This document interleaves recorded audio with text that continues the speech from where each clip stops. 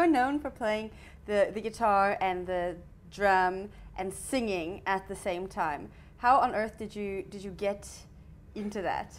I think one of the things that got me into that is I knew that I had sort of ability in different areas, and I wanted to see how I could incorporate all of those things in one go, and try and do as much in one sort of act, and so without keeping it too complex.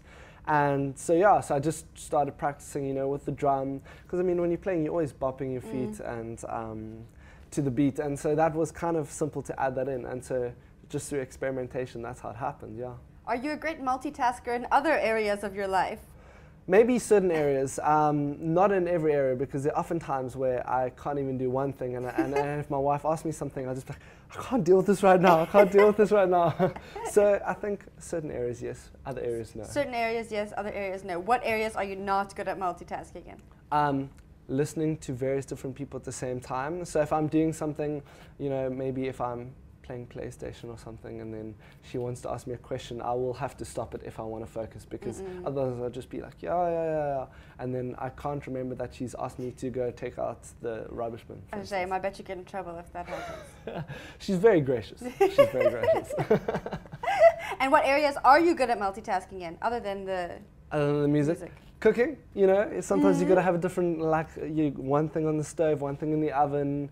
And we've also got an interesting situation in our house where we can't have the kettle on at the same time as the stove. So why? You've got to, because of our electricity and wiring and everything. So, okay.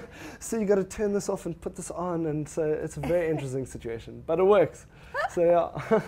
When you started off kind of combining the different instruments and singing at the same time, what was the hardest thing that you what was the biggest hurdle? It was definitely the rhythmic side of things. So having the beat, and then you want to create rhythms with your guitar that are complementary to the beat and not just sort of random. And so doing that and actually allowing these things to sort of fuse together in a sort of a seamless way, in an organic way, was quite difficult, because you're trying to create something that complements this and that has to complement that, and so it takes a bit of time to actually develop that. Yeah. Wow, it sounds difficult. Now, are you writing new music? Can we expect another EP or album coming out soon? Yeah, well, this self-titled EP hasn't quite been released yet, so I kind of just put the finishing touches on that. So that'll be coming out fairly soon, somewhere towards the end of this year. And then after that, yeah, I'm definitely looking to write more music. I think I'm always looking to write more music. Do you have an exact date for the EP? Late this year. That's the exact date. It's going to be a surprise. Exactly, yeah, we haven't decided yet. We're just going to see what happens. Yeah. Now, if we want to see you playing live soon, where can we do that? Next week, I will be playing at the Aces and Spades Bar on the 17th of September.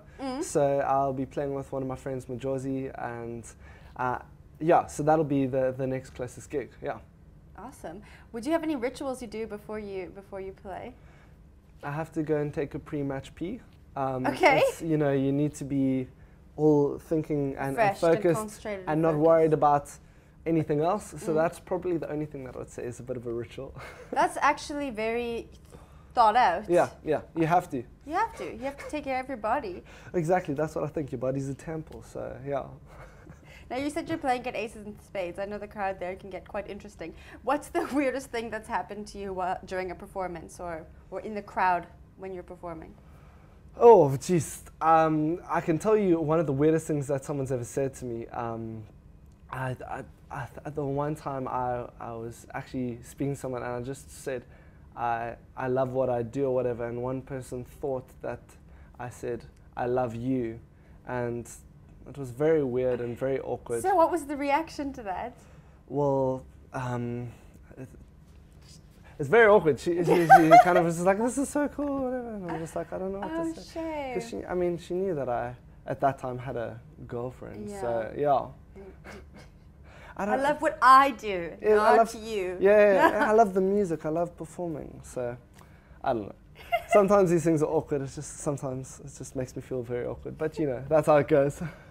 Glenn, thank you very much for joining us. Before I let you go, let us know how we can find you online and follow your adventures. Sure. So you can find me on Twitter, Facebook, Instagram, SoundCloud, and it's Glen Hartmann. Hartmann with a double N, Glen with a single N.